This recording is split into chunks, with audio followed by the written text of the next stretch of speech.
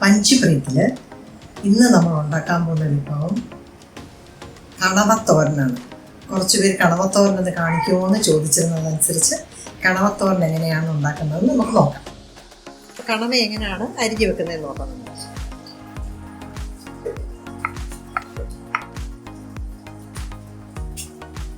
ആദ്യം നീളത്തിൽ നിന്ന് അരിഞ്ഞിട്ട് കണ്ടോ, ഈ സൈസ് കണ്ടല്ലോ, ഈ സൈസിന് അരിഞ്ഞു വെക്കാം. കണവ എങ്ങനെയാണ് ക്ലീൻ ആക്കുന്നത് നമ്മളിതിന് മുമ്പേ കാണിച്ചിട്ടുണ്ട്. അത് ഡിസ്ക്രിപ്ഷൻ ബോക്സിൽ കൊടുക്കാം കേട്ടോ.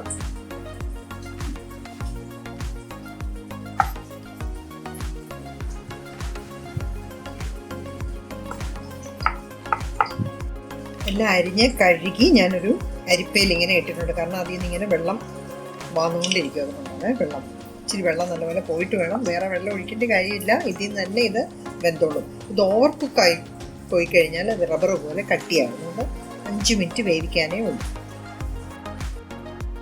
കണവ പുഴുങ്ങിയതിന് ശേഷം തോരൻ വെക്കാൻ വേണ്ടി സാധനം ഒരു 3 സവോള നല്ല പൊടിയായിട്ട് അരിഞ്ഞത്. ഇതൊരു 400 ഗ്രാമേ വരത്തുള്ളൂ. അതുകൊണ്ട് ഒരു അരമുറി തേങ്ങ മതി. ഇഞ്ചി നല്ലൊരു പീസ് വേണം. പച്ചമുളക് ഒരു 4 എണ്ണം. വെളുത്തുള്ളി നല്ലപോലെ വേണം. ദഹനത്തിന് വെളുത്തുള്ളി നല്ലതുപോലെ വേണം. ഒരു 10-25 വെളുത്തുള്ളി ഞാൻ എടുത്തു. ഇത് പുഴുങ്ങാനായിട്ട് ഉപ്പ്, ഒരു അര സ്പൂൺ മഞ്ഞൾ, ഒരു 1/4 സ്പൂൺ മുളക് പൊടി എന്ന് കാണിച്ചിട്ടുണ്ട്. അത്രയേ ഉള്ളൂ.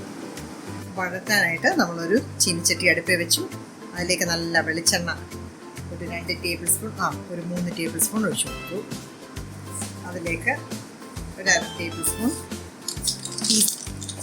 കടുകിട്ടു. ഇതൊന്ന് പച്ചമണം മാറിക്കോട്ടെ. ഇഞ്ചിയും വെളുത്തുള്ളി ഇച്ചിരി ചേർത്ത് കഴിഞ്ഞാൽ നമുക്ക് വയറിന് ഒരു ബുദ്ധിമുട്ടും ഉണ്ടാകത്തില്ല. ഇച്ചിരി ഇഞ്ചിയും വെളുത്തുള്ളിയും നല്ലപോലെ ചേർത്തോളൂ കേട്ടോ.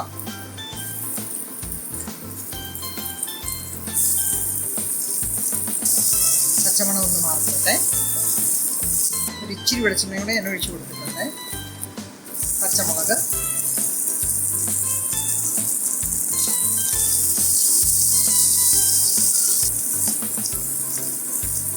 കരിയാപ്പില നല്ലൊരു 3 തണ്ട്. കരിയാപ്പിലൊക്കെ ഇട്ട് നല്ല സ്വാദ് മണമൊക്കെ വരുന്നുണ്ട് കേട്ടോ. ഇപ്പോൾ ഒരുവിധം നല്ലപോലെ വഴന്നിട്ടുണ്ട്. സവോള അരിഞ്ഞ് വെച്ചേക്കുന്നത് ചേർത്ത് സവോള നന്നായിട്ട് വഴങ്ങണം. അപ്പോഴത്തേനും നമുക്ക് ഇച്ചിരി ഉപ്പ് കൂടെ ചേർത്ത് കൊടുക്കാമേ. നമ്മൾ കണവ പുഴുങ്ങാൻ നേരത്ത് കുറച്ച് ഉപ്പിട്ടിട്ടുണ്ട്. ഇവിടെയും ഞാൻ ഒരു 1/2 സ്പൂൺ. പിന്നെ നമുക്കെല്ലാം ചേർത്ത് കഴിഞ്ഞ് ആവശ്യമുണ്ടെങ്കിൽ ഞാനൊരു സമയത്ത് നോക്കിക്കേ. അപ്പം സവോള എല്ലാം നല്ലപോലെ വഴങ്ങുന്നുണ്ട്. ഇനി അതിലേക്ക് നമുക്ക് തേങ്ങ തിരുമ്മിയത് ചേർത്ത് ഇത് നല്ലതായിട്ട് പച്ചമണവും ഒക്കെ മാറി യോജിച്ച് കഴിയുമ്പോഴേക്ക് നമുക്ക് പുഴുങ്ങി വെച്ചേക്കുന്ന കണവ ഇതിലേക്ക് ചേർത്ത് നോക്കിക്കേ. കണവ കണ്ടോ, ചട്ടിക്കകത്ത് വെള്ളം എല്ലാം പറ്റി നല്ല നീറ്റായി. ഇത് നമുക്ക് വഴറ്റി വെച്ചേക്കുന്ന തേങ്ങയിലേക്ക് ചേർത്ത് ഇളക്കി കൊടുക്കും.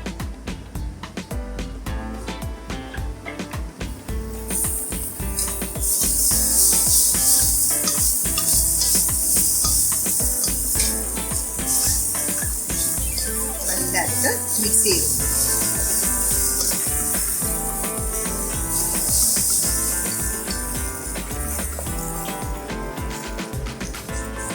പരുവത്തിൽ ഉപ്പുണ്ടോന്നൊന്ന് നോക്കിയേക്കണേ.